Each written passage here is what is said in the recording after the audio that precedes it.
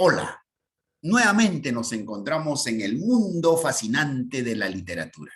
El día de hoy analizaremos a este gran poeta representante de la afrocultura en Latinoamérica. Me refiero a Nicolás Guillén y sus poemas. Cabe mencionar que gracias a este poeta es que muchos en Latinoamérica incursionan también para poder dejar el legado de esta descendencia que llegaron desde el África, los afro-latinoamericanos o afroamericanos.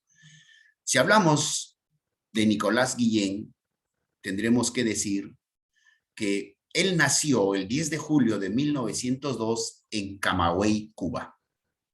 Fue un periodista, poeta y activista político. Reivindica la cultura negra dentro de los procesos de mestizaje y transculturación de Latinoamérica. Se le conoce como el poeta del son, ritmo y baile típico de Cuba. Falleció en 1989 en La Habana, siendo considerado el poeta nacional cubano.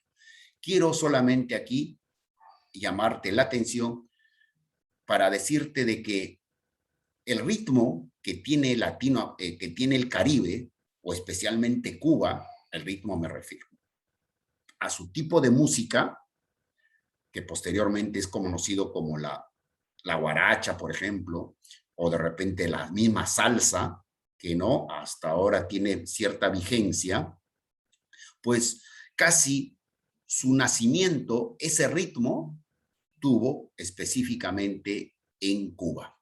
Por eso Nicolás Guillén también es parte de este son, ritmo y el baile típico de Cuba. Influencia sobre el racismo. Sí, pues tenemos que tocar este punto. Como afrodescendiente, quizá en su propio país no, pero los otros países todavía existe este gran mal que se llama el racismo. Siempre poner por debajo a los descendientes afros. Y en este punto, el gran Nicolás Guillén se pronunció, habló fuerte y decía, o en sus propios textos, nos hace crecer como individuos, pero al mismo tiempo nos sirven como un instrumento más para combatir el racismo antinegro que persiste en Cuba, para discutir y proponer vías y métodos que ayuden a acabar con él. Entonces, estamos hablando de sus tiempos de Nicolás Guillén, antes que se establezca o se dé la Revolución Cubana. Siempre su lucha fue justamente por la postergación de sus hermanos afrodescendientes. Guillén es sobre todo el gran poeta, pero posee también un pensamiento y una posición sobre la cuestión racial.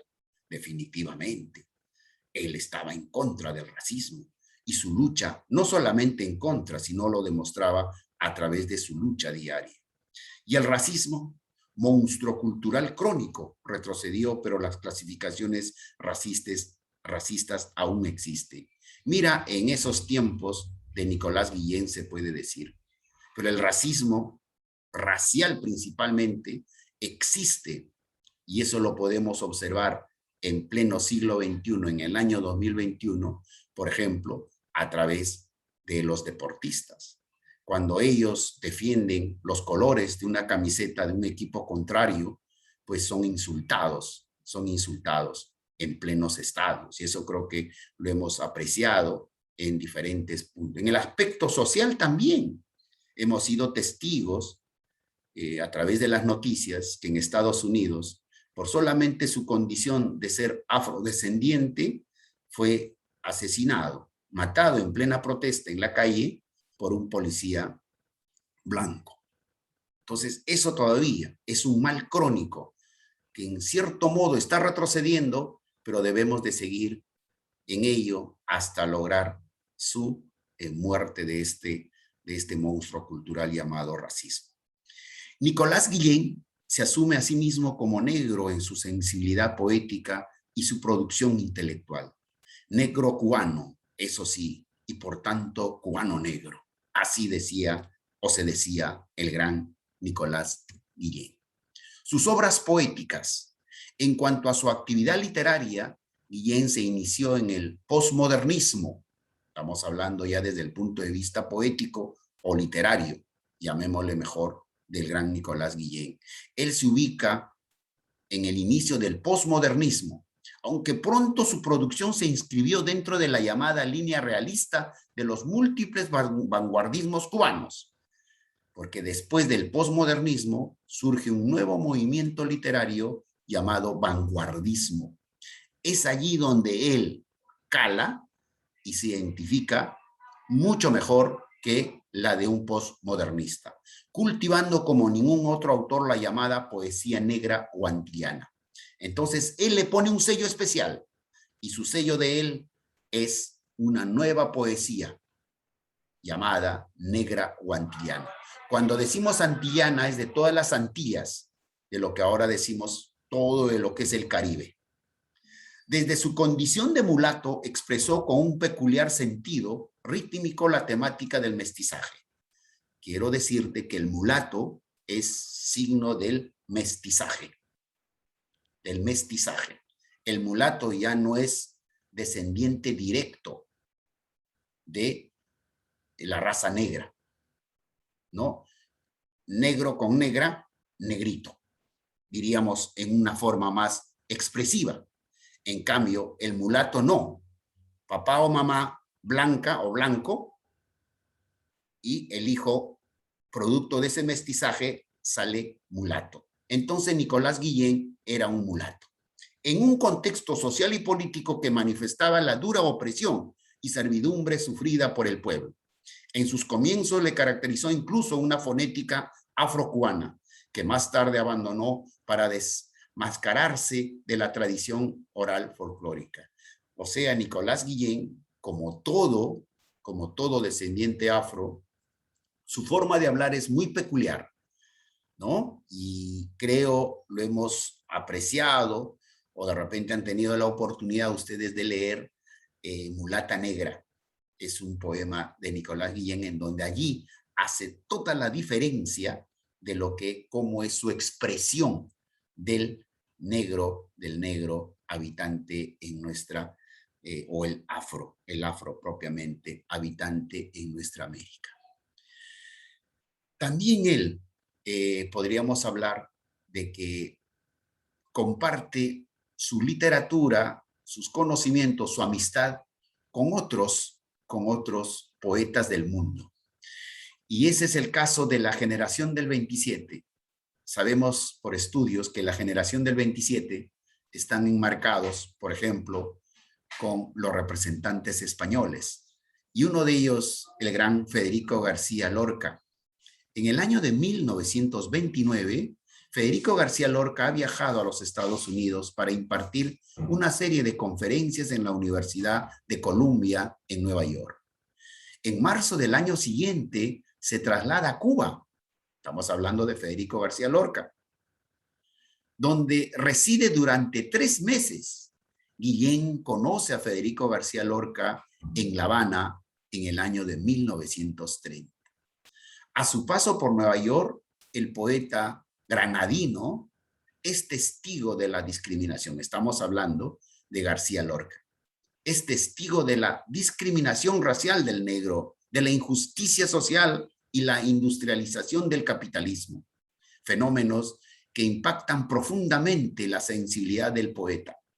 Su voz y su dimensión humana se revelan en su poemario Poeta en Nueva York, escrito entre los años de 1929 y 1930, y que se publicará posterior a su muerte en el año de 1940. En La Habana, Lorca encuentra un ambiente muy diferente, se siente a gusto en la isla, la cual recorre con avidez intelectual.